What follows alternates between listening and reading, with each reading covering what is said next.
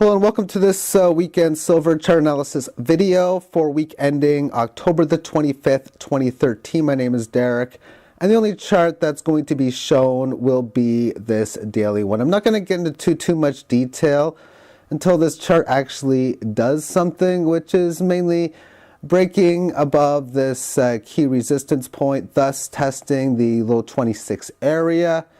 Or, of course, a further decline and a continuation of this long 2+ year bull market. Now, in the daily chart, what occurred, of course, was you had this breakout and so far successful 61.8% retracement from this high and this low.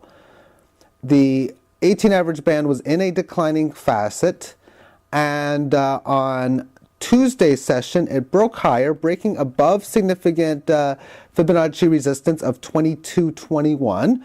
3 days, Wednesday, Thursday, and Friday, stabilizing above that level and finding support within it on the final day, Friday's session. This 18 average band is newly rising once again. Therefore, what would be ideal would be really further retracement and support within it again, and then breaking resistance to tell me that this is in a bull market. Now, as far as resistance levels, the first obvious area would be this previous high. If you do Fibonacci retracement, I'm going to show you how I calculate it, which most people don't calculate it the way I do. I use an exponential Fibonacci retracement. I take the high, so 2512, and I divide it by the low, which is 1821. And I put this to the power of the Fibonacci percentage that I want. Now, an uncommon one is the 76.4, which is the one that I'm going to use. So I'll put it to the power of 76.4%, multiply it by the low again, which would be the next resistance target in at 2328. So ideally, what would work well is a move up to here.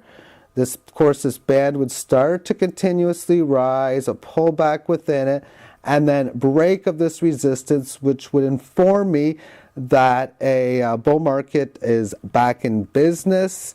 And then we can work on to the next levels, which, of course, is this $25 level, and then the range of 26 to about 29 after that point. There really isn't too much more to go over. It is holding well so far after 3 days. Do I give the benefit of the doubt to the bulls? At this stage, I do, but that really doesn't mean too much. After all, I've been giving you football picks for the last couple months, and they haven't done so well. In fact, I've yet to go 2-0 on a weekend, and I went 0-2 twice. And I don't like my odds too much, but hey, maybe I will, because I'm going with Denver -11 and the over at 58.5. I got in at 57 and 57.5. I figured out that the total should have been 65.5. I thought the spread for the Denver game should have been 18.5, and after Peyton Manning got injured, well, I'm a little concerned, but we'll see how it goes. One more thing, too, is in 2001, I figured out that Buffalo is terrible after the Miami Dolphins, and I keep fading them after it, so I'm going to fade them again this weekend, taking the Saints, laying 10.5.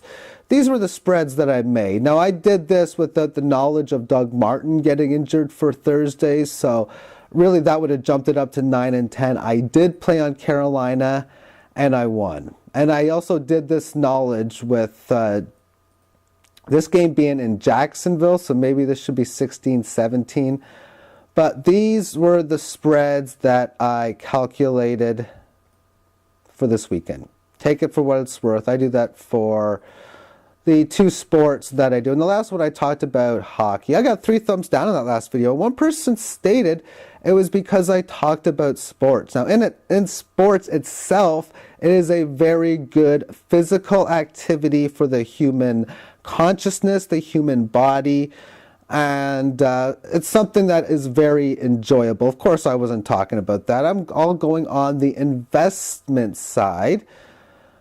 And there was three reasons why I did this. Number one, I'm damn good at picking them. So far, I have had greater than 10% returns this year, and so I'll see how I do for the rest of the year. Number two, what is the difference in wagering for a particular stock code to go up or down, or on sporting events? They're very similar as an element of taking a risk which could result in the losses, but with enough skill and currency management can result into winners.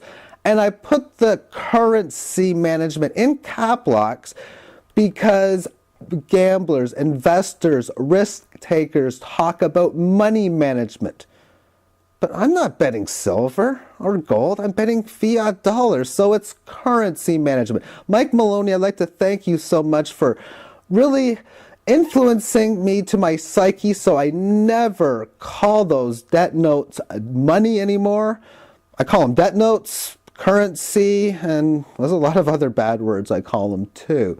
And number three, my plan to make this video was, in a few months I want to see on the stats how many people find this via sports gambling. So maybe a couple people can maybe get informed to how the currency system works. Because I'm in utter shock, to a degree, that it's been well over half a decade since I have been familiar with the fundamental principles of currency, gold and silver, and the rate of ascent for the masses of wanting or being able to figure out is extremely slow. Not much more I can do about it, but only really hope and wait things out for the changes to actually come, and they will come. So a lot of this investing in hockey is really biding time in the hopes that I can have a huge ROI, return on investment, and lose it all because currency goes to nothing. That's my hope. Everyone can hope for different things. Take care.